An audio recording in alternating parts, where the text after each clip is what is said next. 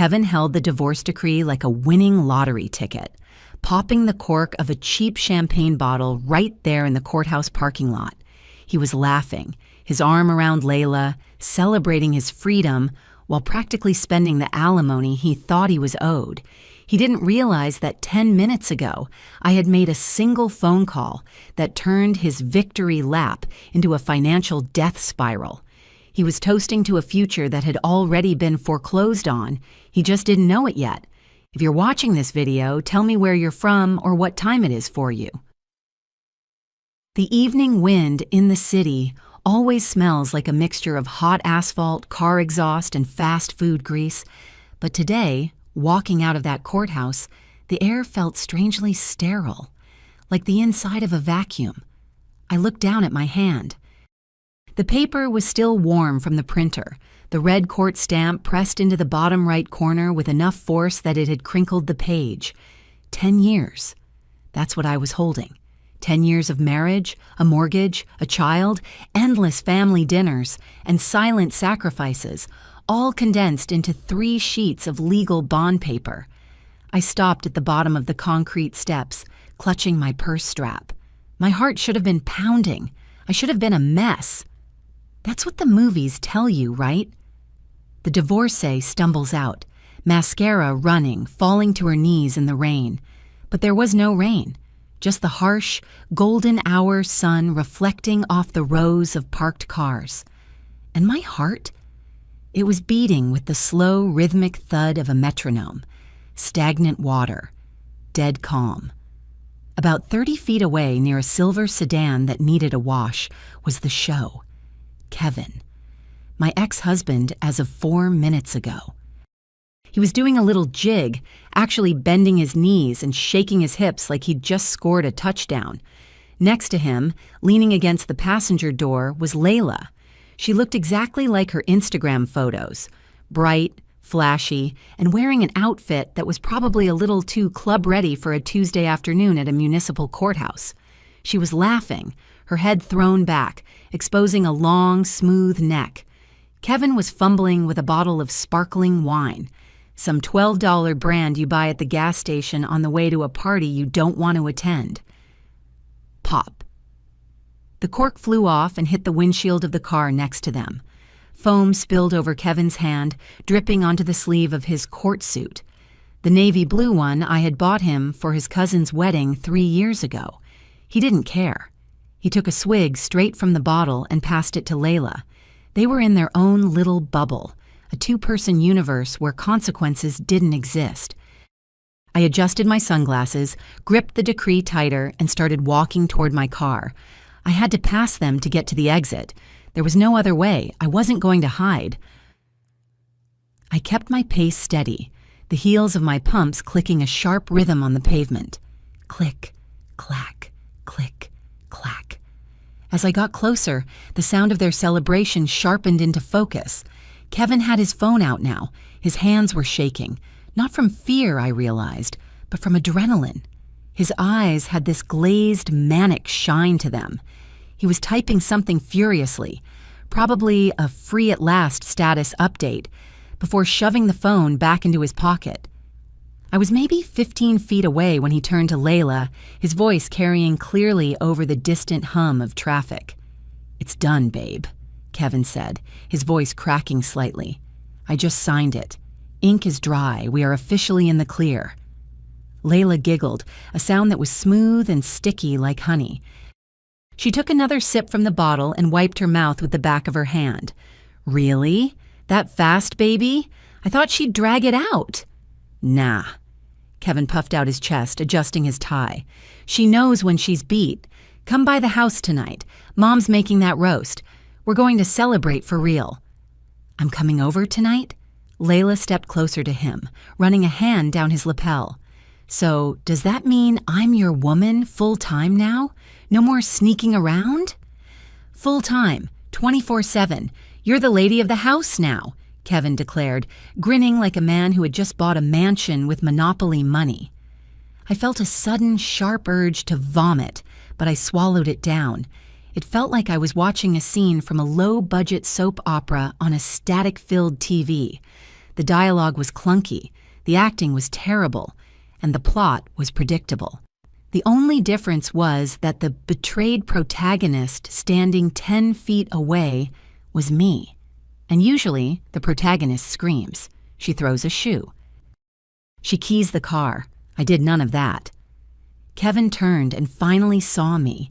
His grin faltered for a microsecond, a flicker of embarrassment crossing his face, but he smoothed it over instantly with a look of faux solemnity.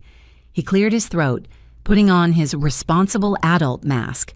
"Ashley," he said, nodding at me. He stepped away from Layla slightly, creating a respectful distance that was insulting in its lateness. "Look, from now on, we go our separate ways. Don't overthink it. Let's just let everyone live the best they can." I stopped. I looked him dead in the eye. I searched for my reflection in his pupils, for some trace of the man I had married when we were barely more than kids. There was nothing, just a flat, dull surface reflecting his own ego. "I wish you happiness," he added, the words sounding rehearsed. I smiled. It wasn't a happy smile. It was a smile as light and insubstantial as cigarette smoke. "Don't worry, Kevin," I said, my voice steady, surprising even myself. "I'll live very well, and I'm sure you'll be fine too." "Yeah, well," he shifted his weight, looking back at Layla. "We will." "Good," I said. I turned around and kept walking. I didn't look back. I didn't slam my car door. I didn't peel out of the parking lot. I drove away at exactly the speed limit, watching in the rearview mirror as they toasted again, the golden liquid catching the sun. By 3 p.m., I was back in my office downtown. It was a glass-walled box on the 24th floor, air-conditioned to a crisp 68 degrees. The silence here was different. It was the silence of productivity, of money moving silently through fiber optic cables. The sunlight slashed across my desk, illuminating dust motes dancing in the air. I sat down in my ergonomic chair and stared at my computer screen. My reflection in the monitor looked tired but focused. I picked up the desk phone. The plastic felt cool against my ear. I dialed the bank's number. I knew it by heart. Beep, boop, beep. "Thank you for calling First City Bank. This is Jessica speaking. How may I help you today?" "Hi, Jessica. This is Ashley Vance," I said. My voice had that strange, detached calmness again. "I need to make some changes to my standing orders." "Of course, Ms. Vance. Let me just verify your security questions. Mother's maiden name?" "Robinson." "And the name of your first pet?" "Buster." "Thank you. You're verified. What can I do for you?" I took a breath. "Starting today, right now, I want to cancel all automatic scheduled transfers from my primary checking account to external accounts." I heard the clicking of a keyboard on the other end. "Okay, let me pull up the list. I see a few recurring ones here. Let's confirm." "Go ahead," I said. "I have a transfer labeled Mom L Expenses for $600 set for the 15th of every month. That's going to an account ending in 4590. You want to cancel that?" That was for Linda, my mother-in-law, for her blood pressure meds, her arthritis treatments, and apparently her casino trips. "Yes," I said, "cancel it." "Okay. Next, I have one labeled Caleb Education Fund for $800 a month, going to an account ending in 8821. That looks like a joint account with Kevin Vance? My hand tightened on the receiver. "Yes, that's the one. Cancel it." "Okay, canceling that. And there's a recurring payment for utility bundle for the address on Oak Street?" "Cancel it." Jessica paused. The typing stopped. "Ms. Vance, just to be clear, these transfers have been active for 3 years. The next batch is scheduled to go out tomorrow morning. If we stop them now, they won't process." "I know," I said. "I am absolutely sure. Starting today, everything stops. Wipe the slate clean." "All right," Jessica said, her tone shifting to professional neutrality. "I've removed them. Is there anything else?" "No, that's all." "Thank you."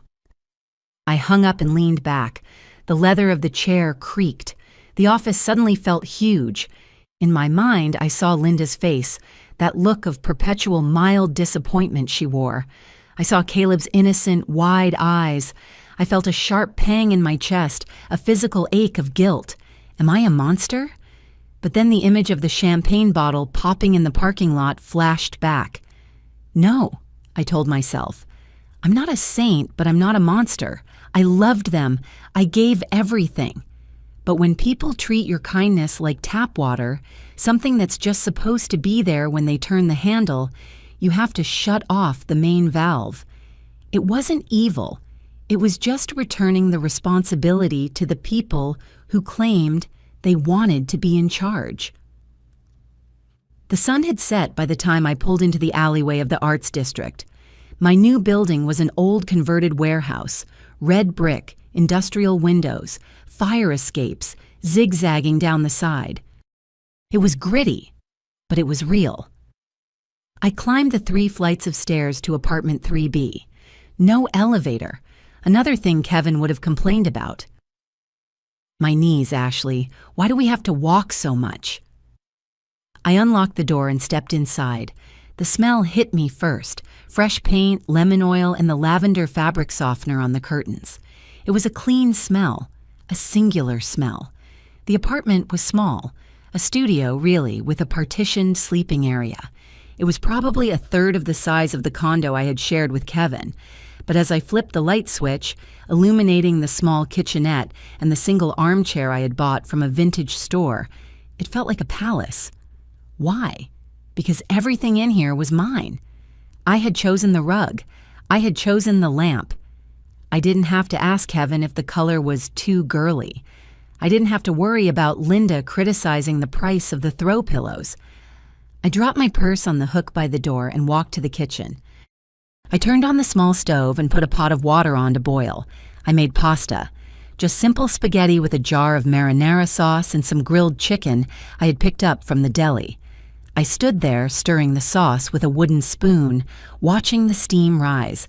I sat at the small round table by the window, eating alone. Outside, the streetlights flickered on, casting long amber shadows across the damp concrete of the alley. It was quiet. No TV blaring sports. No Linda whispering loudly on the phone to her church friends about how ungrateful her daughter-in-law was. No Kevin sighing dramatically because he couldn't find the remote. Just me. And the pasta. I took a bite. It tasted better than the elaborate 3-course meals I used to cook for them while they watched TV. It tasted like oxygen. I was washing my single plate in the sink when my phone buzzed on the counter. I dried my hands on a dish towel and looked at the screen. The caller ID said, Caleb, son, face chat. My heart did a somersault. I took a deep breath, fixed my hair in the reflection of the microwave, and swiped green. Hi, baby, I said, forcing my voice into a high, cheerful register. The screen flickered and resolved into Caleb's face. He was holding the tablet too close, so I got a fish-eye view of his nose and his messy hair. His eyes were red-rimmed. Mama? His voice was small. Behind him, I could see the familiar living room of the condo, the beige sofa I had paid for, the abstract painting on the wall I had picked out, and the noise. It was loud. There was music thumping, some R&B track with a heavy bass line. I heard the distinct sound of a cork popping again, laughter, a woman's high-pitched cackle. Mama, why don't you sleep at home anymore? Caleb asked, sniffling. Daddy says you guys don't live together now. Is it because you don't love me anymore? The question felt like someone had reached through the phone and squeezed my lungs. No, Caleb, look at me. I leaned into the phone. I love you just the same as always, more than anything in the world. Nothing has changed about that. But you're not here, he whispered. He looked over his shoulder nervously. Daddy says from now on he and Miss Layla are going to live here, and Miss Layla said she's my new mom. The rage flared up so hot behind my eyes I almost dropped the phone. New mom. It hadn't even been 6 hours. Caleb, I said, my voice shaking with the effort to stay calm. Listen to me. You have one mother. That's me. Nobody replaces me, okay? Okay. He nodded, tears spilling over. But I want you to come home. I want you to tuck me in." "I know, baby, I know. But sometimes adults have to live in different houses. But I'm going to pick you up this weekend. We'll go anywhere you want." "The zoo? The science center?" "I don't want to go to the zoo," he wiped his nose. "I want you to come sleep in the guest room. Please." I had to look away from the screen for a second to blink back my own tears. I couldn't let him see me cry. I had to be the rock. "I can't, sweetie. I need a little time to reorganize my life. But promise me you'll listen to Daddy, eat your dinner, and be good at school?" "I guess," he mumbled. Suddenly, a shadow crossed the background. I saw Layla's arm, draped in a silk robe, pass by holding a wine glass. "Who are you talking to, Caleb? Put that down and come have cake!" Layla's voice was shrill. Caleb looked terrified. "I have to go, Mama." "I love you, Caleb. I love you." The screen went black before he could say it back. I stood there in my silent, empty apartment, the silence suddenly feeling less like peace and more like a prison. I sat down in the armchair by the window, staring at the dark alley, but my mind was 3 years in the past. It was raining that day, too, a torrential downpour that turned the city into a gray blur. We were at Linda's old house on the outskirts of the city. The roof was leaking. I remembered the plip, plip, plip of water hitting a bucket in the hallway. The walls smelled of damp plaster and old cooking grease. Linda was sitting on a scratched wooden chair, a budget notebook in her hand, frowning theatrically. "Ashley," she had sighed, massaging her temples. "Since Kevin's father died, I only have that pension of $700. Do you know how much lettuce costs now? Or milk?" She looked up at me with big, sorrowful eyes. "And the medicine, the pressure pills, the arthritis cream, it's $200 just for the co-pays. I'm ashamed to say it, but I'm drowning here." Kevin was sitting next to her, looking at his shoes. Back then, he was making maybe $2,000 a month at the city clerk's office. After the mortgage on our new condo and his truck payments, he was broke by the 5th of every month. "I know, Mama," Kevin had mumbled, looking useless, "but you know my check is gone as soon as it hits. I don't have anything left." I watched them. I felt my heart shrink. I was doing well. I had just been promoted at the firm. I was pulling in decent money, triple what Kevin made. That night, driving back, we stopped at a Greasy Spoon diner near the overpass to get some soul food. The rain was drumming on the metal roof of the diner, loud and rhythmic. I was stirring sugar into my iced tea when I said it, the words that sealed my fate. "What if I take care of your mother?" I asked. Kevin looked up from his ribs, sauce on his chin. "What?" "I can transfer her $600 a month," I said, doing the math in my head. "That covers her meds and groceries. You pay the mortgage, handle your truck. I'll take the load off your mom. My income can handle it." Kevin's eyes welled up. He reached across the sticky table and squeezed my hand. "Ashley, are you serious? That's $600 a month. That's a lot of money. It doesn't seem fair to you." I smiled, a naive, stupid smile. "It's not injustice, Kevin. It's family. I can afford it. If she lives peacefully, you can work in peace and I'll feel better." "You're an angel, Ash. Seriously, an angel." That night, I set up the transfer. Every 15th, $600. I felt good about it. I felt like a provider. I didn't know then that I wasn't buying peace. I was buying their audacity. I was funding the very ego that would eventually kick me out the door. 3 years of payments. $21,600 sent to Linda. Thousands more for Caleb's private lessons that Kevin insisted on but couldn't pay for. And today? Today Kevin popped champagne because he thought he had discarded a wife but kept an ATM. I closed my eyes in the dark apartment. "Sleep tight, Kevin," I thought. Tomorrow is the 15th. Sunday morning in the new apartment was supposed to be my reset button. I had woken up early before the city really started humming and scrubbed the place top to bottom. Not that it needed it. It was a nervous energy thing. By 9 a.m., the sun was slicing through the blinds in thin, dusty beams. I was standing in the kitchenette, waiting for the pour-over coffee to bloom. I watched the bubbles rise in the dark grounds, inhaling the smell of roasted hazelnut. It was peaceful, quiet. Then my phone, sitting on the counter, started vibrating so hard it rattled against the laminate. The screen lit up. Linda, Kevin's mom. My stomach did that little flip-flop it always did when she called, a conditioned response from 3 years of servitude. I hesitated. My thumb hovered over the red button. No, I thought. Rip the Band-Aid off. I slid the green icon and put it on speaker. Ashley, Linda's voice shrilled out, tight and vibrating with panic. Ashley, is there something wrong with the bank? Or maybe the internet? I took a slow sip of my coffee. Good morning, Linda. What's going on? I'm at the pharmacy, at the counter. She was whispering, shouting now, the way people do when they're trying to make a scene discreetly. I tried to pay for my pressure pills and the glucosamine, and the card declined. It said insufficient funds. There's a line behind me, Ashley. It's humiliating. I leaned my hip against the counter. I'm sorry to hear that, Linda, but I'm not sure why you're calling me. Because the transfer didn't hit. Her voice rose an octave. It's the 15th. The $600 always hits at 8 a.m. sharp. I checked my balance on the app and there's nothing. 0 pending. Did you forget to click the button? I didn't forget anything, Linda, I said, my voice steady. I canceled the transfer. There was a silence on the other end so profound I could hear the pharmacy tech in the background asking if she wanted to put the items back. You what? Linda gasped. What are you saying? I canceled it.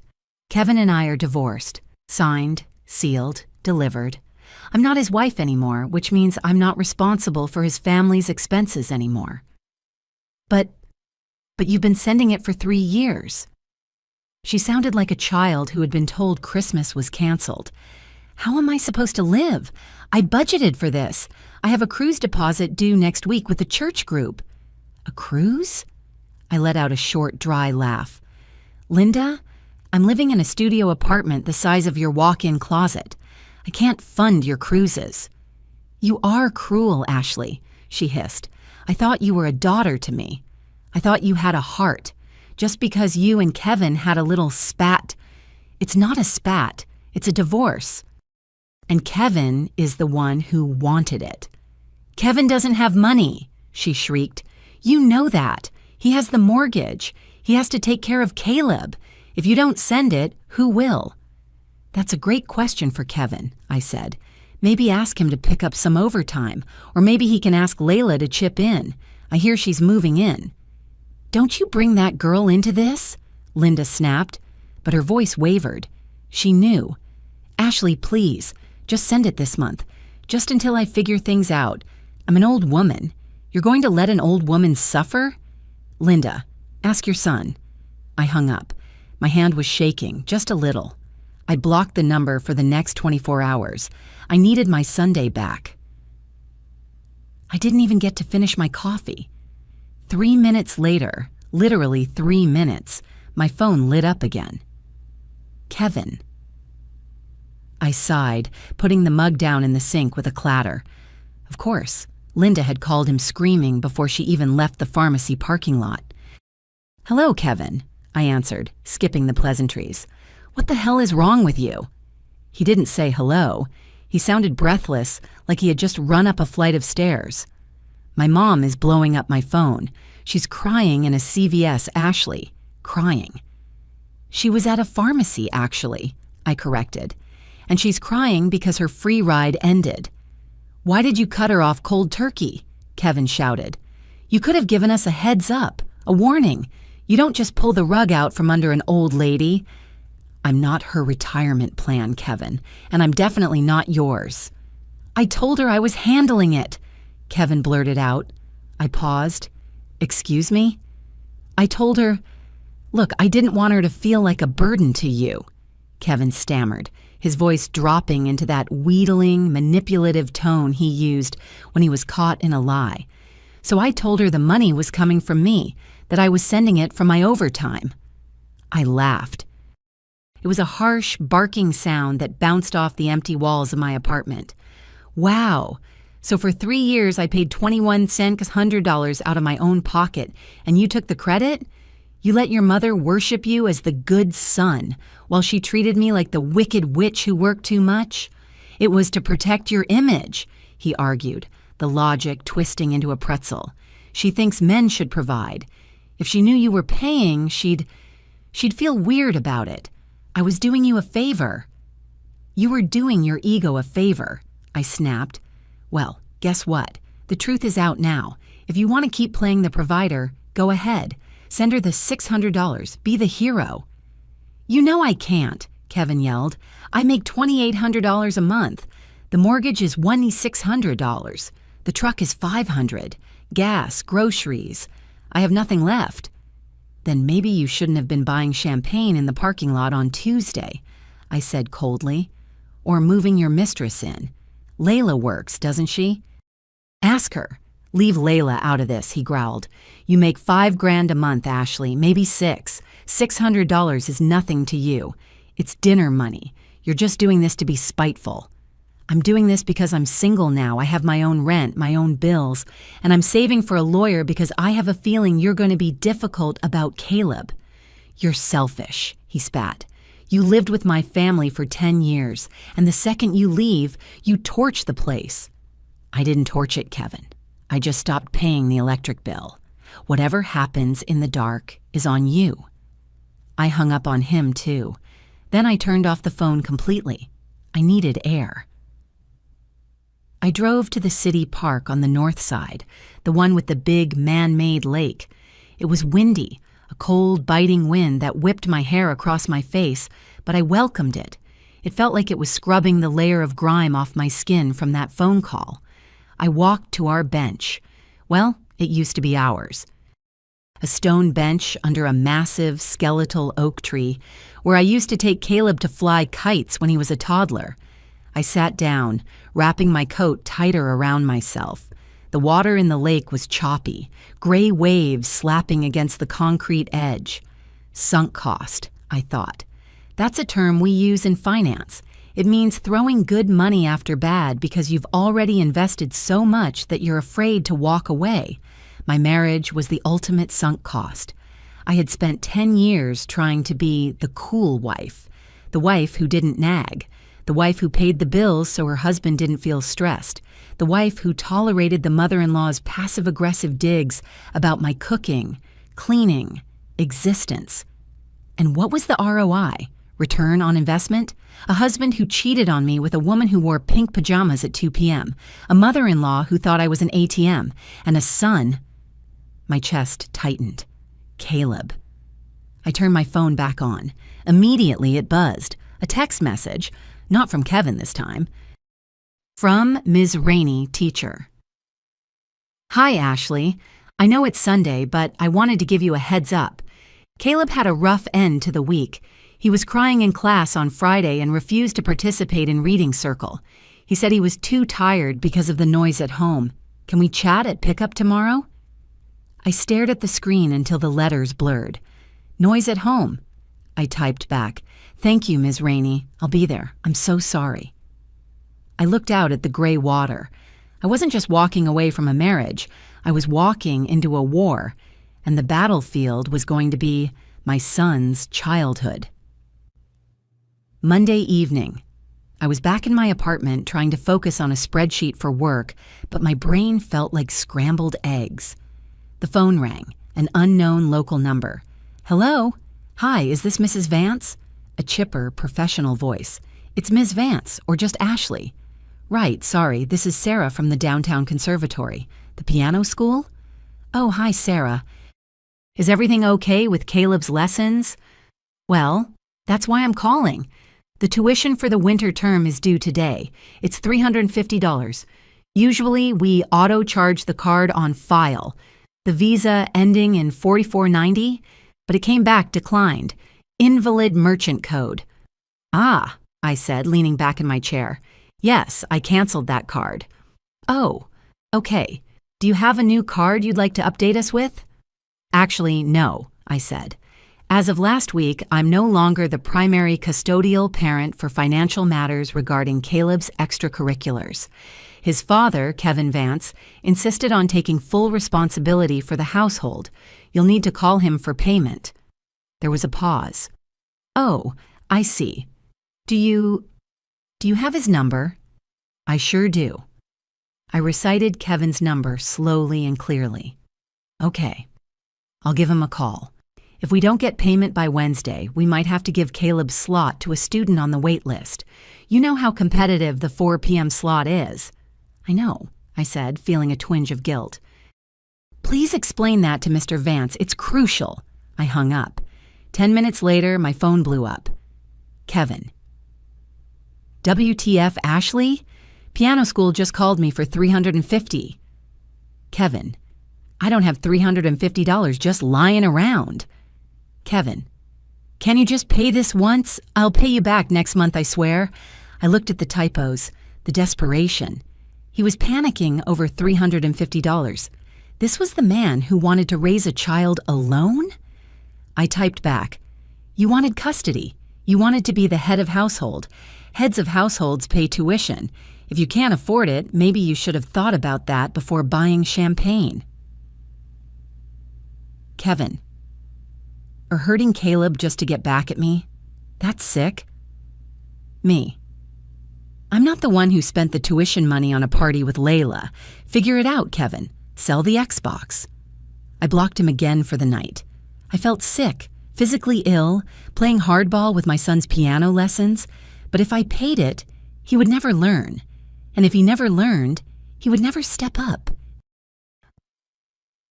Wednesday evening, I was heating up leftover soup when a text came through from Hasso Brian, the neighbor who lived in the unit below my old condo.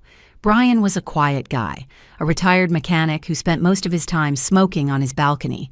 We had bonded over the years because I was the only one who apologized when Caleb ran too loudly down the hall. Brian. Hey, Ash. Hope you're good. Just thought you should know. Things are getting weird over here. Me. Hey, Brian. Weird how? Brian. Well, came home from the shop today and saw a big yellow boot on Kevin's truck. Parking enforcement. Looks like he has a stack of unpaid tickets from downtown. My jaw dropped. The tickets, of course. Kevin got parking tickets constantly. He parked in loading zones. He let the meter expire. For years, I would just find them in the glove box or on the counter, sigh, and pay them online before they doubled. I treated them like another utility bill. Since I left, nobody was checking the glove box. Me. Oh, wow. Thanks for telling me. Brian. That ain't all. I can hear them upstairs. Him and the new girl, shouting match about money. I heard something break, like glass. Just keep an eye out, yeah? I stared at the screen. Something broke. It wasn't just schadenfreude anymore. It wasn't just serves him right. The boot on the car meant he couldn't drive Caleb to school. The shouting meant Caleb was living in a war zone. My victory felt like ash in my mouth. Friday afternoon finally arrived. My weekend with Caleb.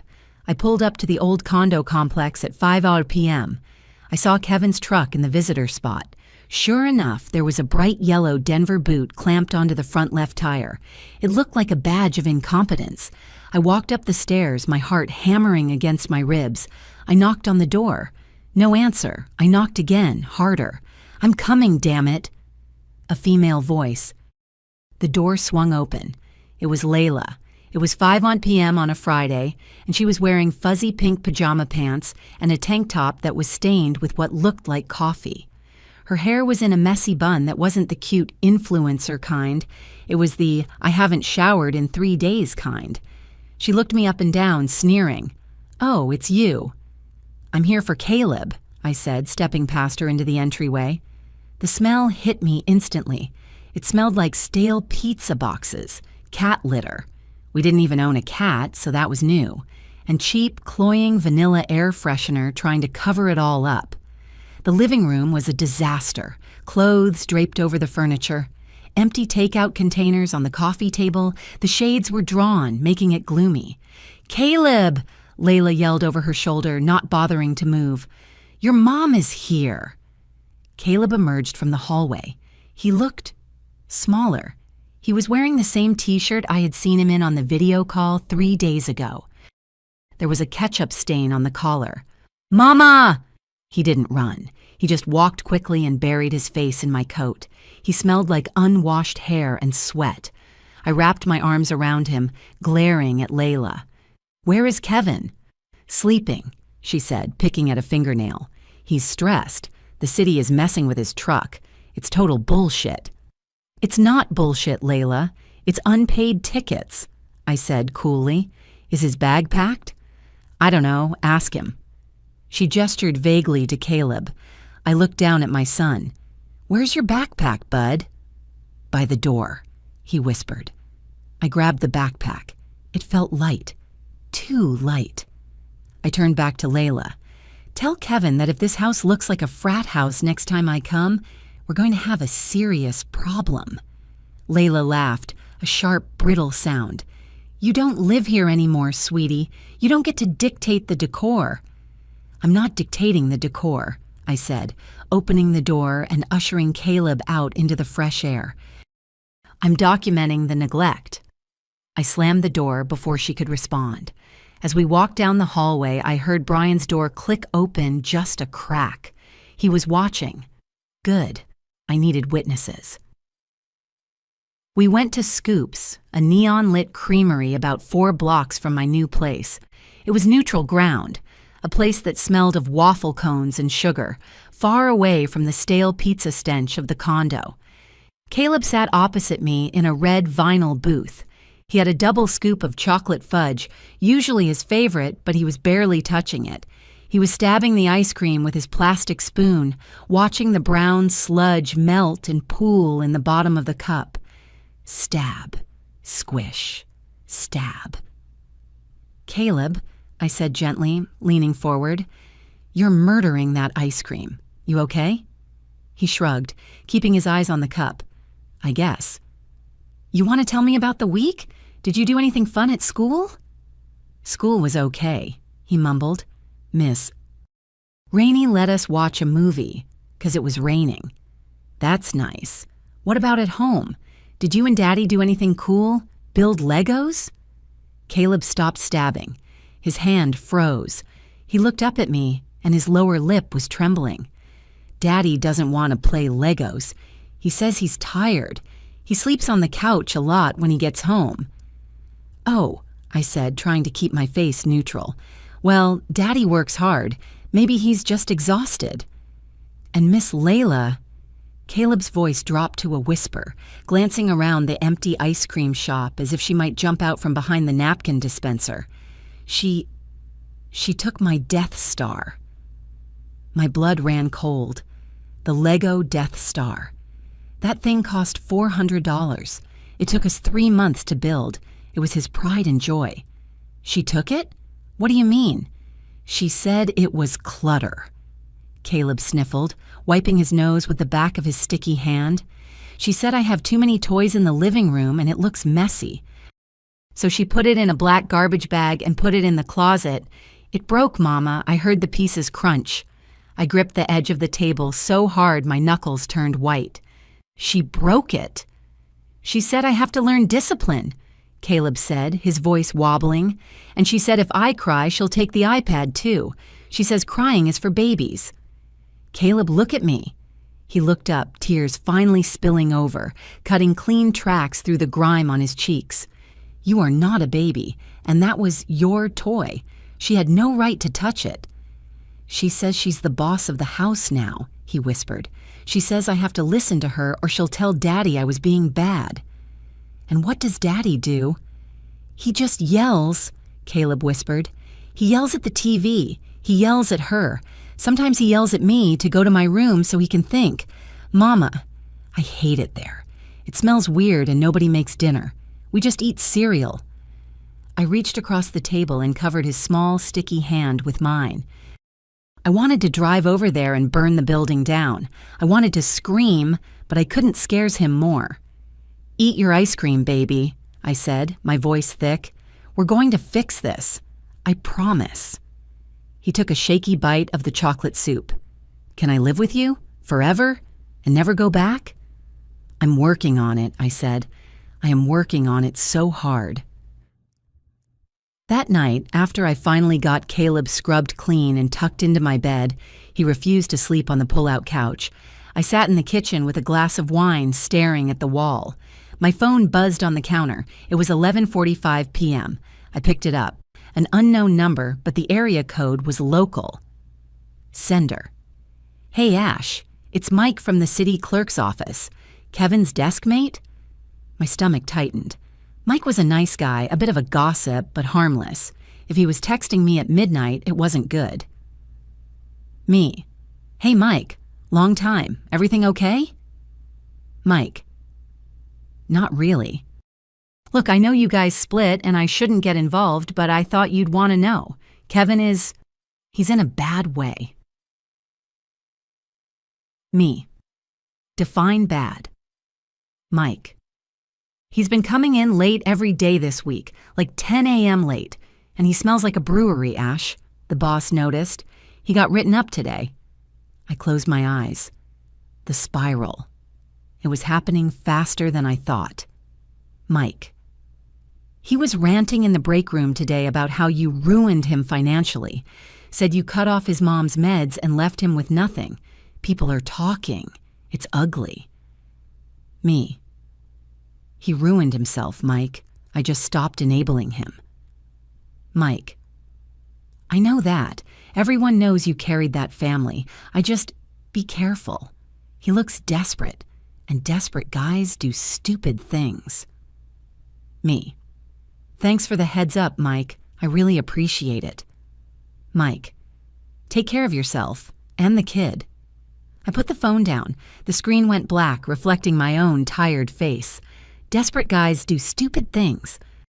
I looked toward the sleeping area where Caleb was snoring softly, clutching a stuffed bear I had bought him at the pharmacy on the way home because he forgot his at the condo. Kevin was crashing, and he was taking my son down with him. Monday morning, I took a half day off work. I told my boss it was a family emergency. It wasn't a lie. I sat in one of those tiny chairs in Ms. Rainey's classroom. The room smelled of chalk dust and floor wax. Ms. Rainey was a woman in her 50s with kind eyes and a no-nonsense bun. She had taught Caleb for 2 years. She knew him. Thank you for coming, Ashley, she said, folding her hands on her desk. I wanted to speak to you in person because, well, I'm worried. I am too, I said. Tell me everything. Caleb has always been a bright student, she started, opening a file folder. Engaged, happy, a bit chatty, sure, but in a good way.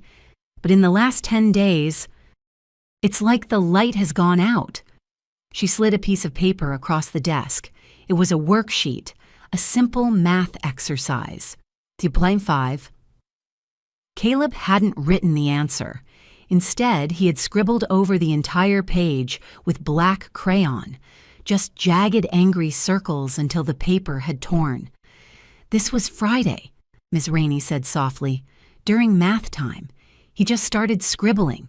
When I asked him to stop, he put his head on the desk and started sobbing. Not just crying, Ashley. He was hyperventilating. I touched the torn paper. I could feel the anger in the wax indentations. He told me he was tired, Ms. Rainey continued. He said, my daddy is always mad. And he said something about a woman named Layla locking him in his room. I flinched. She locked him in? That's what he said. He said she puts a chair under the handle so he can't come out when they have adult time. Ashley, as a mandatory reporter, if I hear that again, I have to call CPS. I know, I said, my voice trembling. I know, please. I am in the process of getting a lawyer. I am trying to get custody changed. I just need a little time to build the case. I can write a statement, Ms. Rainey said firmly, about his behavior, about the hygiene issues I've noticed. He wore the same shirt 3 days in a row last week, about the emotional distress. Would you? Tears pricked my eyes. That would mean everything. "Caleb is a good boy," she said, closing the folder. "He doesn't deserve this. Get him out of there, Ashley." "I will," I promised. "Whatever it takes." Monday evening. The dreaded return. Caleb had been clinging to my leg for the last hour. "I don't want to go. My stomach hurts. I think I have a fever." He didn't have a fever. He had terror. I drove him to the condo. It was raining again, a gloomy gray drizzle that matched the mood. Kevin's truck was still there, the yellow boot still clamped to the wheel, now looking wet and miserable. We walked up the stairs. I could hear the TV blaring from inside the apartment before we even reached the door. It sounded like a football game. I knocked. It took a full minute before the door opened. Kevin stood there. He looked rough. His eyes were bloodshot with dark purple bags underneath. He was wearing a stained undershirt and boxer briefs at 6:00 p.m. on a Monday. "You're late," he grunted, scratching his stubble. "It's 6:01 on the dot, Kevin," I said. "Are you drunk?" The smell wafted out, stale beer and something sour like old milk. "I had a couple of beers watching the game." "So what? It's my house," he slurred slightly. He looked down at Caleb. "Get in here, boy. Layla made something. Mac and cheese, I think." Caleb looked up at me, his eyes pleading. "Save me." I crouched down and hugged him hard. "I love you, Caleb. Be brave. I'll call you tonight, okay?" 8:00 p.m. "Have your iPad ready." He nodded, dragging his feet as he walked into the dark apartment. I stood up and blocked the door with my foot before Kevin could close it. "Hey," he protested. "Listen to me," I hissed, my voice low and dangerous. "I spoke to his teacher today. She knows about the hygiene, she knows about the crying, and she knows about Layla locking him in his room." Kevin blinked, looking confused. "She doesn't lock him in. She just closes it for privacy." If I hear one more story about him being mistreated, I pointed a finger at his chest, I am not coming back with a conversation. I am coming back with a court order and the police. Do you understand me?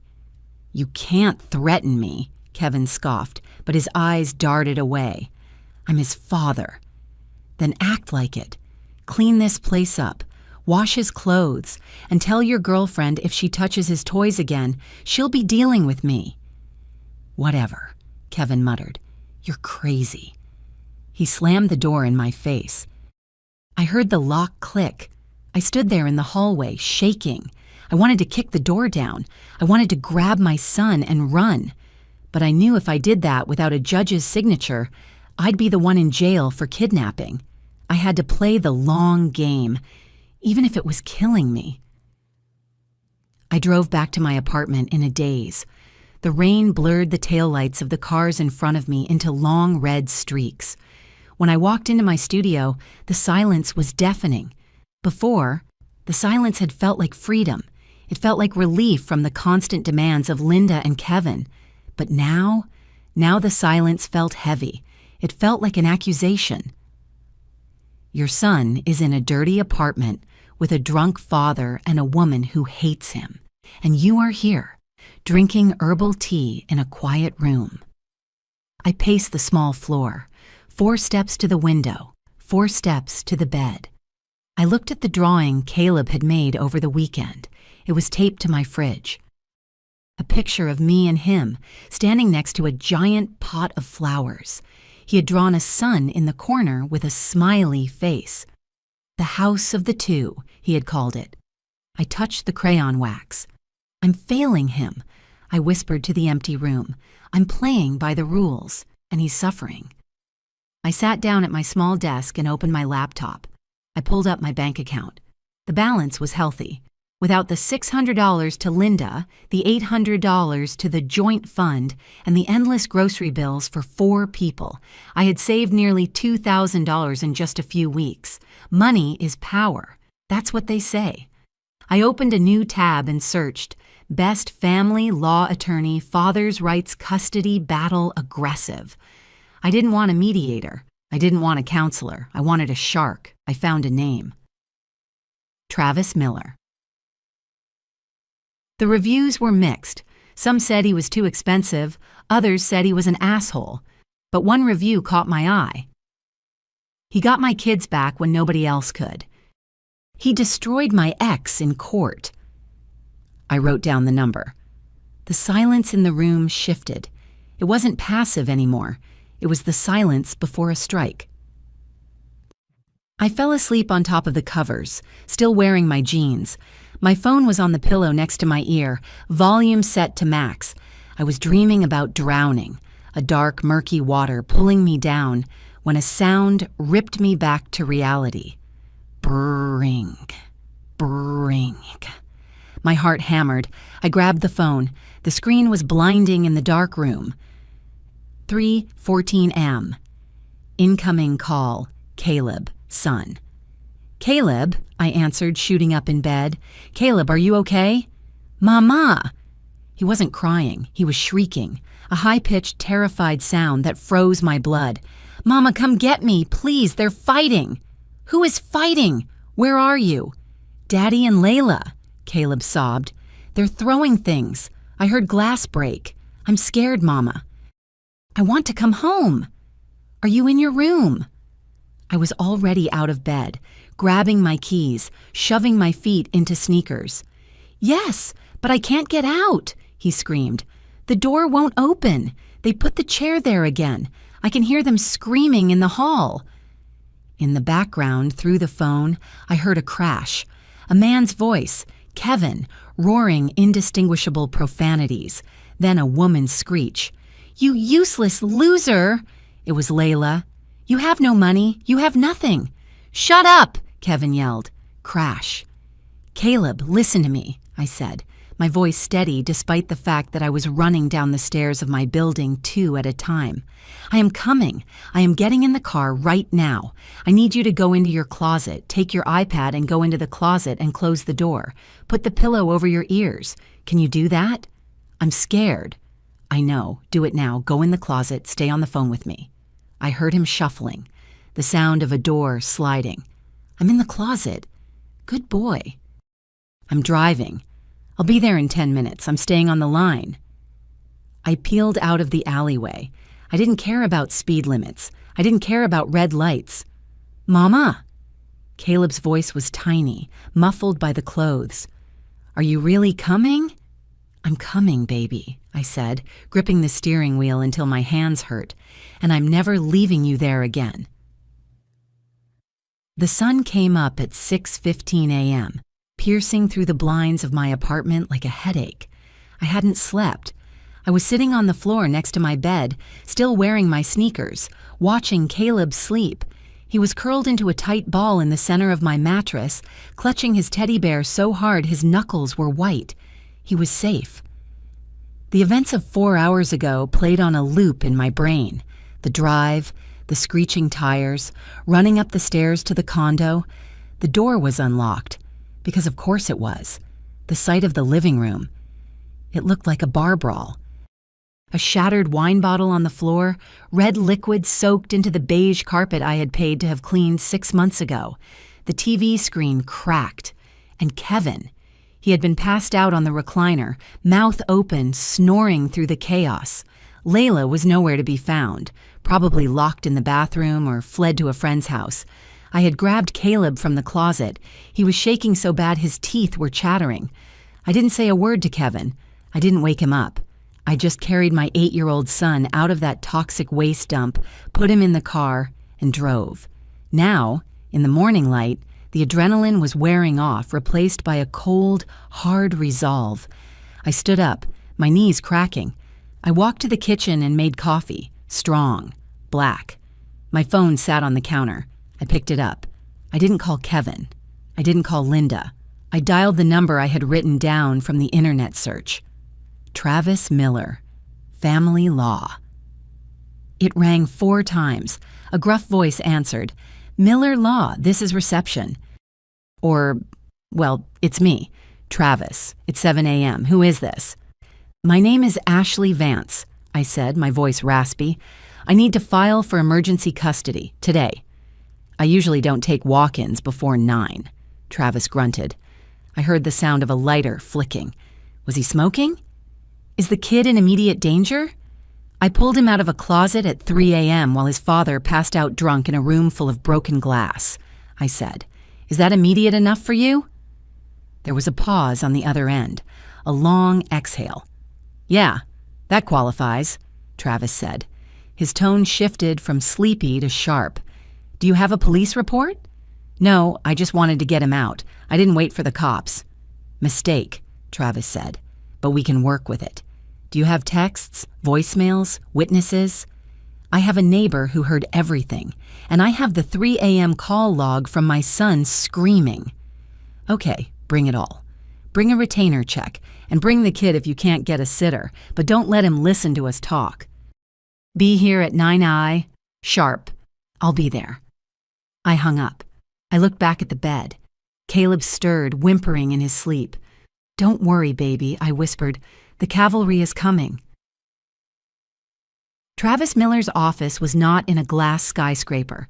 It was in a strip mall next to a dry cleaner and a vape shop. The sign above the door was peeling slightly. I walked in at 8:55 a.m. holding Caleb's hand. Caleb was wearing his pajamas still. I hadn't dared to go back to the condo for clothes, so I had bought him a new outfit at Target on the way over. He was quiet, shell-shocked. The waiting room smelled of old paper, stale coffee, and pine sol. There was no receptionist, just a sliding glass window that was closed. The door to the inner office opened and a man stepped out. He was short, balding, and wearing a suit that looked like he had slept in it. He held a styrofoam cup in one hand and a file in the other. Vance, he barked. That's me, I said, standing up. Kid stays out here. There's a TV. Put on cartoons. He pointed to a small screen in the corner. Hey, kid, do you like SpongeBob? Caleb nodded mutely. Great. Watch SpongeBob. Mom and I are going to talk boring adult stuff. Travis ushered me into his office and closed the door. The office was a disaster of organization. Stacks of files covered every surface. A half-eaten bagel sat on top of a printer. But his eyes were like lasers. He sat down behind his desk and didn't offer me a chair, though I took one anyway. Talk, he said. Fast. Don't give me the he was a bad husband sob story. I don't care about your feelings. I care about the judge's checklist. Alcohol, drugs, violence, neglect, go. I took a deep breath and laid it out. The financial cutoff, the spiral, the lack of food, the hygiene issues, Layla locking him in the room, the 3 a.m. call. Travis took notes on a yellow legal pad, his pen scratching furiously. Okay, he said, tapping the pen against his chin. Here's the problem. You left the marital home. He has status quo. You took the kid last night without a court order. Technically, that's interference. If he calls the cops right now, they will tell you to return the child. My heart stopped. I can't return him. It's dangerous. I know that, you know that. The law is slower than common sense, Travis said. So here's the strategy. We file an ex parte motion for temporary emergency custody. We allege immediate harm. We attach an affidavit from you, and if you can get it, a statement from that neighbor. Brian, I said. I can get Brian. Get it. Today. I need him to say he heard violence. Not just yelling, violence. He told me he heard things breaking. Good, that's physical. Now, the mother-in-law, is she a factor? Linda? She's the bankroller of the guilt trips. She's furious I cut off her allowance. Travis laughed, a dry hacking sound. Money, it's always money. Okay, listen to me closely, Ashley. From this moment on, you are a ghost. You don't text Kevin. You don't answer his calls. You direct everything to me. If he shows up at your door, you call 911. You do not negotiate. You do not explain. You do not apologize. You are a wall of ice. Can you do that? I thought about Kevin's pleading eyes, his manipulative texts. I thought about the broken glass on the carpet. I can do it, I said. Good. Because he's going to try to charm you, scare you, or guilt you. And if you crack, we lose. Travis slid a contract across the desk. Sign here. My retainer is $3,500. Let's go to war. The rest of the weekend passed in a blur of anxiety. I kept expecting the police to bang on my door, demanding I return Caleb. But they never came. Kevin, true to form, was probably too hungover or too scared of his own warrants to call the cops. Sunday night arrived. Technically, per our informal agreement, this was drop-off time. At 5:45 p.m., my phone buzzed. It was Kevin. Kevin. Where are you? I'm at the condo waiting. Bring him back. I stared at the text. My hands were trembling, but I remembered Travis's voice. Ghost. Wall of ice. I didn't reply. Kevin. Ashley. Stop playing games. It's a school night. He needs to be here. Kevin. If you don't answer me in 5 minutes, I'm calling the police. I took a screenshot of the texts and emailed them to Travis. Then I put the phone down. 10 minutes later, it rang. I let it go to voicemail. Then a text from a different number. Layla. Layla. You crazy bitch, bring the kid back or I swear to God. Screenshot. Send to Travis. Caleb was sitting on the floor of the living room, building a new Lego set I had bought him, a small spaceship. He looked up when the phone buzzed again. Is that Daddy? He asked, his voice small. No, I lied. It's just work. Do I have to go back? He stopped playing, his shoulders hunched up. Please don't make me go back. I walked over and sat on the floor with him. You are staying here tonight, Caleb, and tomorrow night, and the night after that. Really? Really? We're going to have a sleepover week. He smiled, a genuine, relieved smile, and went back to clicking bricks together. At 7:09 p.m., my phone rang again. Kevin. He left a voicemail this time. I listened to it in the bathroom with the door locked. Ashley! His voice was slurred. He was drunk again. You can't do this. That's my son. You think you're better than me because you have money? You're nothing. My mom was right about you. You're stealing him. Then a crash in the background, and Layla's voice screaming, Hang up the phone, you idiot! I saved the voicemail. At 8:30 p.m., Travis texted me. Travis. Motion filed, hearing set for Tuesday morning, 9:02 a.m. Until then, keep the door locked. You did good. I breathed out. I hadn't realized I was holding my breath for 2 days. Tuesday morning, the courthouse again. But this time, I wasn't leaving with a divorce decree. I was walking in to fight for my life. I wore my armor, a charcoal gray suit, heels, hair pulled back in a severe bun, no jewelry except my watch. I wanted to look stable, boring, reliable. Travis met me at the metal detectors. He looked slightly more awake than before, wearing a tie that almost matched his suit. You ready? He asked, handing me a coffee. Ready as I'll ever be. He's here. Travis nodded toward the elevators, and he brought the cavalry. We walked up to the 3rd floor. The waiting area outside Family Courtroom 4 was a long hallway lined with wooden benches that were designed to be uncomfortable. Kevin was there. He was wearing the same blue suit from the other day, but it looked slept in. His tie was crooked. And next to him sat Linda. She was wearing her Sunday best, a floral dress and a hat that was far too large for a Tuesday hearing. She was clutching her purse, a fake Louis Vuitton I had bought her for Christmas 2 years ago because she begged for it. The strap was peeling. When she saw me, her eyes narrowed into slits.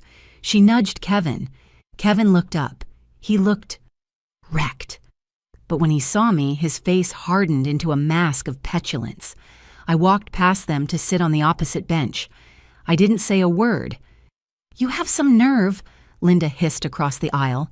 Her voice echoed in the hallway, dragging this family through the mud. I looked at a spot on the wall above her head. Wall of ice. Don't ignore me, Ashley, Linda raised her voice. You steal my grandson in the middle of the night, like a thief, after everything we did for you? Miss Vance.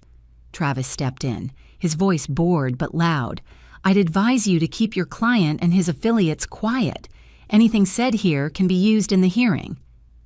I'm not a client. I'm his mother, Linda snapped. And I know the truth. She's doing this out of spite because he found a woman who actually knows how to treat a man.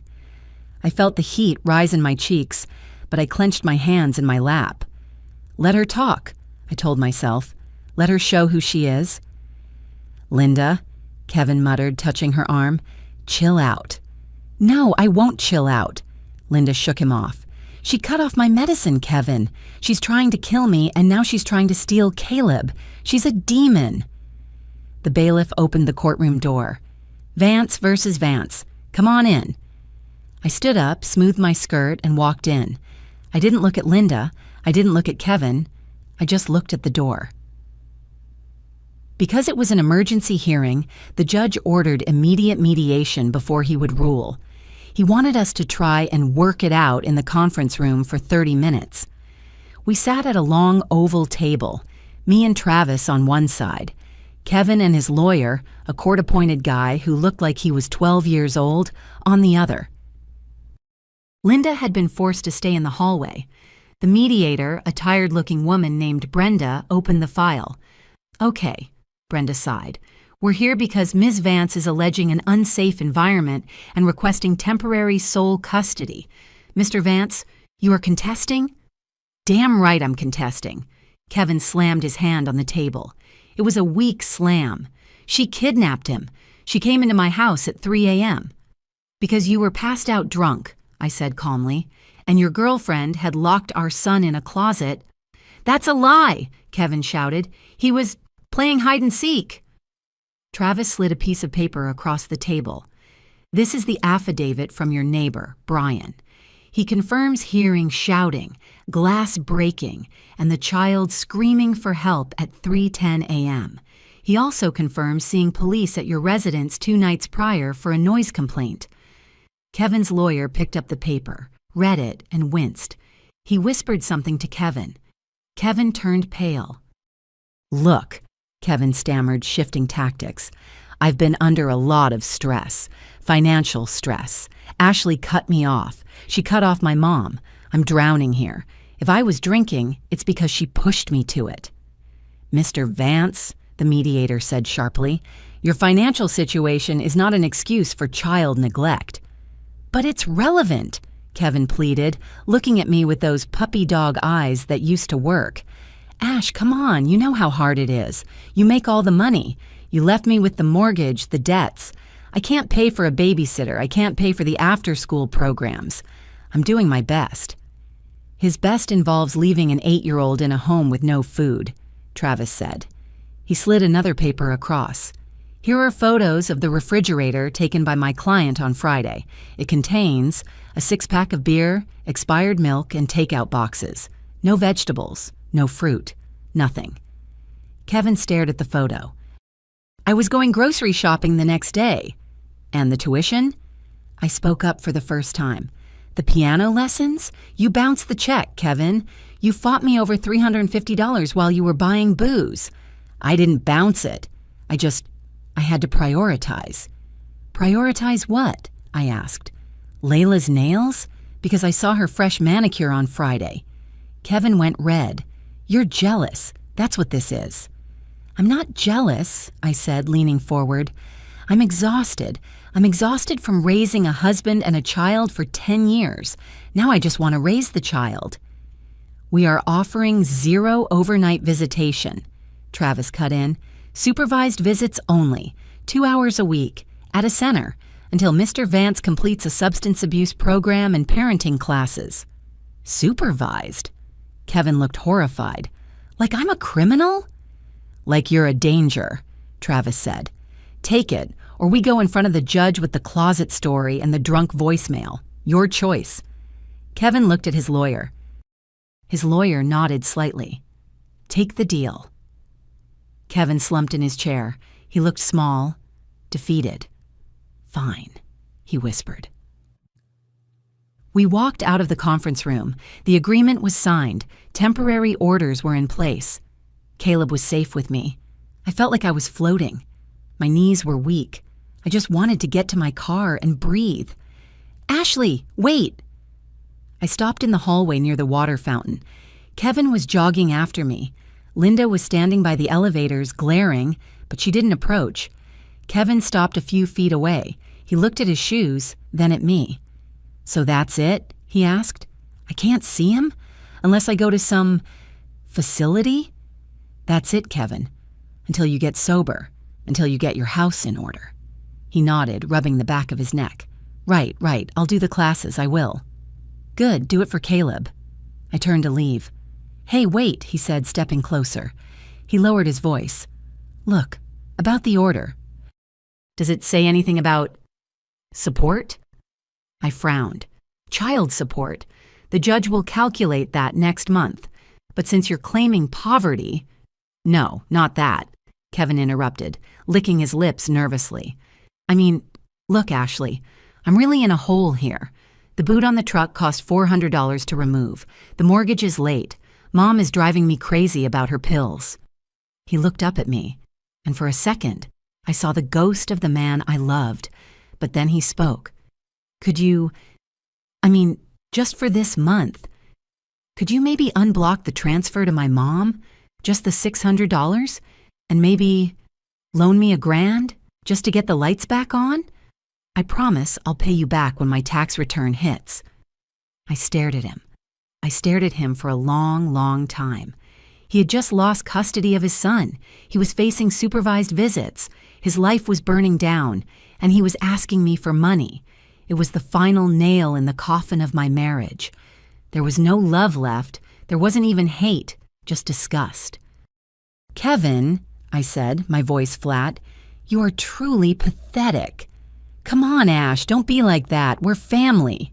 "No," I said, "we're not. You made sure of that." I walked away. "Ashley," he shouted after me. "Ashley, what am I supposed to tell my mom?" I didn't answer. I pushed the button for the elevator, stepped inside, and watched the doors close on his desperate, greedy face. The temporary custody order felt like a shield, but 3 days later, Kevin's side fired a missile designed to crack it. I was at work trying to focus on a quarterly forecast when my email pinged. It was from Travis. The subject line was just, "Heads up." I opened the attachment. It was a motion filed by a new attorney representing Kevin, a guy named Slicker, then the court-appointed one. Motion to vacate temporary orders and finding of parental alienation. I read the first paragraph and felt the blood drain from my face. They weren't just asking for custody back. They were accusing me of psychological abuse. The motion claimed that the closet incident was a fabricated event, staged by me. It alleged that I had systematically coached the minor child to fear his father, and that I was using financial coercion to alienate Kevin from his son. But the kicker? They claimed to have a witness statement from a neighbor who saw me dragging the screaming child out of the apartment while Kevin was asleep, painting it as a kidnapping. My hands shook. I called Travis immediately. "Travis, what is this? A witness? Who?" "It's a bluff, Ashley," Travis said, his voice grating like sandpaper. "They're trying to spook you. This witness is probably Layla's cousin or some made-up phantom. It's a classic Darvo move. Deny, attack, reverse victim, and offender." "But they're saying I coached him. They're asking for a psychological evaluation of me." "Let them ask," Travis said. "Look, this is the false lead. They want us to waste time and money chasing down this witness and defending your character, so we stop focusing on Kevin's negligence. Don't take the bait. We stay focused on the facts, the alcohol, the neglect, the violence." "But what if the judge believes it?" I whispered. "What if they think I'm the crazy ex-wife?" "Then we prove them wrong," Travis said. "But Ashley, brace yourself. Kevin is desperate. He borrowed money from someone to pay for this lawyer. He's all in. This is going to get uglier before it's over." I hung up. I looked at the motion on my screen. Parental alienation. It was a terrifying phrase. It was the only weapon a bad parent had left, to blame the good parent for the child's fear. That afternoon, I picked Caleb up from school. He was quiet again. The bounce he had shown over the weekend had evaporated. We were driving past a garden center when he spoke up. "Mama," he said, staring out the window at the rows of colorful pots, "if the judge says I have to go back, can I take my Lego spaceship?" I pulled the car over into the garden center parking lot. I put it in park and turned to him. "Caleb," I said fiercely, "you are not going back, not to live. You might visit Daddy for dinner sometimes, but you live with me now." "But Daddy said—" He stopped, biting his lip. "When did Daddy say something?" "He called me. On my iPad. Yesterday when you were in the shower." My heart stopped. Kevin had violated the no-contact order. "What did he say, baby?" "He said that you lied to the police, and that the judge is going to be mad at you, and that I have to come home or he'll be all alone." I felt a surge of rage so pure it almost blinded me. He was guilt-tripping an 8-year-old.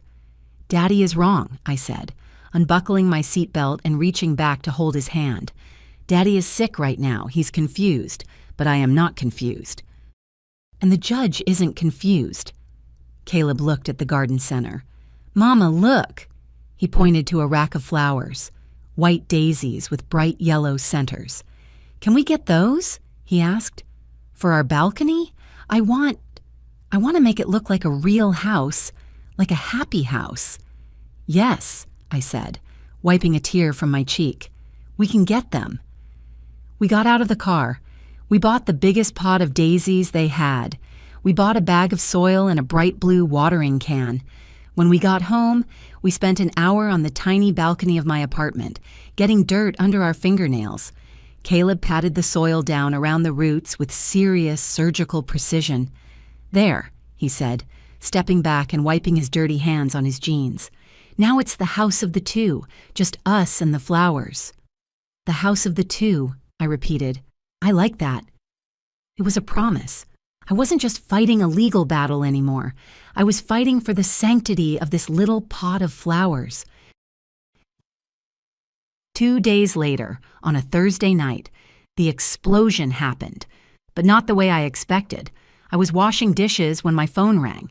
It was Brian, the neighbor.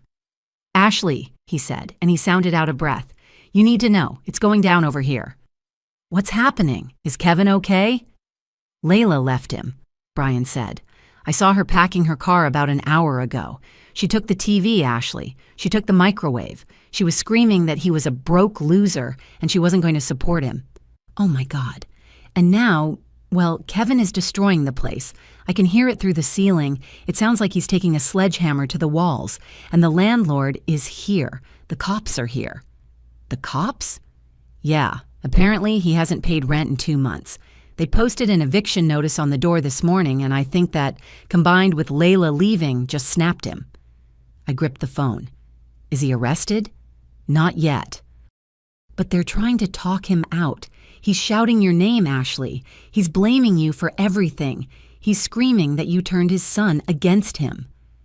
I have to come, I said instinctively.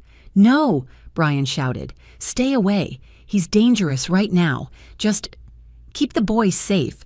I just wanted you to know so you have ammo for the lawyer. He's losing the apartment. He's homeless as of tonight. I hung up. I walked over to the sliding glass door and looked out at the city lights. Homeless.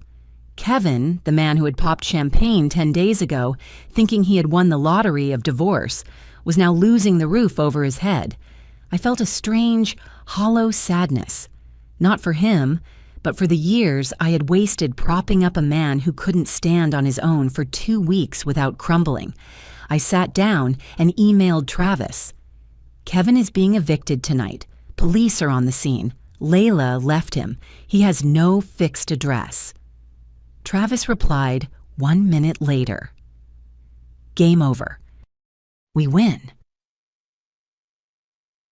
I thought that was the end of it, but desperation has a way of showing up on your doorstep. The next morning, as I was walking Caleb to the car to go to school, I saw a figure sitting on the curb near the alley entrance. It was Kevin. He was wearing a hoodie and jeans. He had a duffel bag next to him. He looked like he had aged 10 years in 10 days. I stopped. I put my hand out to stop Caleb. Get back in the lobby, Caleb, now. Daddy, Caleb said, freezing. Kevin looked up. His eyes were red, swollen slits. He didn't look scary anymore. He looked broken. I just wanted to say goodbye, Kevin rasped. He didn't stand up. You're not supposed to be here, Kevin, I said, my voice shaking. You have a restraining order. I have nowhere to go, Ash, he whispered. Mom won't take me in. She says I embarrassed her. Layla stole my TV. The truck got towed. He laughed, a wet, hacking sound. You won. You took everything. I didn't take anything, I said, stepping between him and the lobby door where Caleb was watching through the glass. I left. You threw everything away because you thought you could do better. You thought I was the burden. Turns out, I was the foundation. He looked at me, and for the first time, the arrogance was completely gone. The blind spot was revealed. He finally saw the math. Can I hug him? Tears streamed down his stubbled cheeks. Just one hug? I'm going to my cousin's in Ohio. I'm leaving town.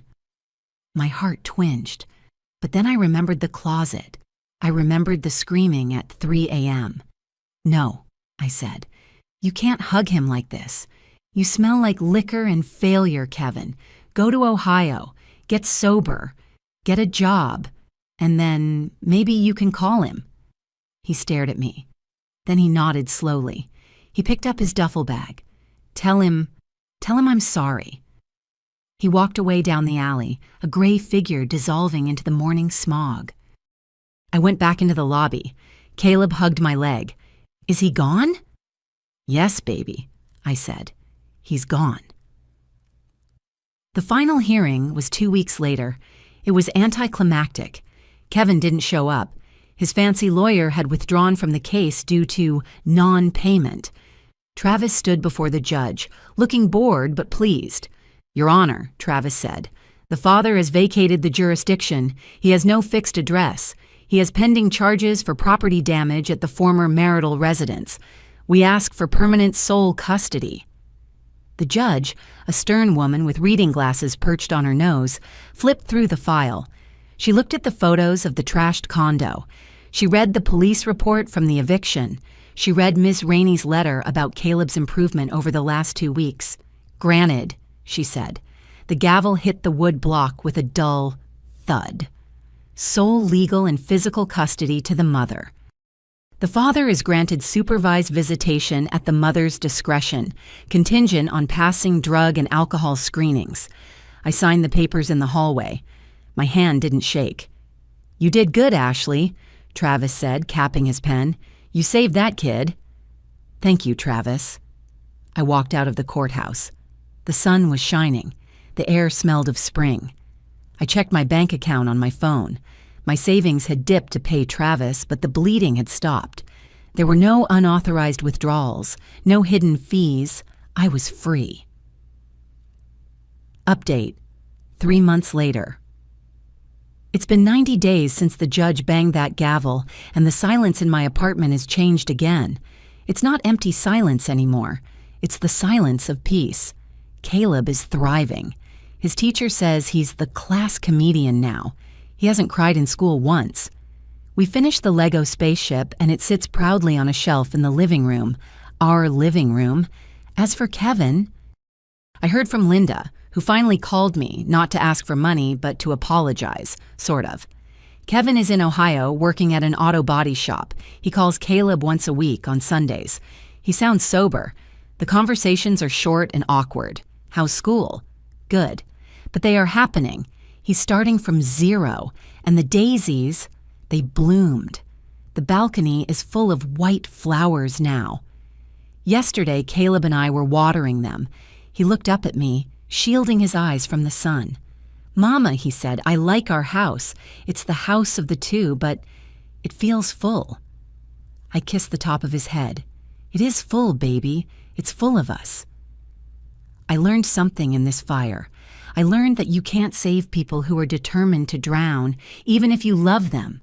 But you can save yourself. And you can save your child. And sometimes, the most expensive thing you can ever pay is the price of staying in a situation that is bankrupting your soul. I stopped paying, and I've never been richer. If this story resonated with you, leave a like and consider subscribing. You can also drop any comment below, even just one word. Maybe tell me where you're watching from, or what time it is right now. Sometimes one word is enough to say you were here.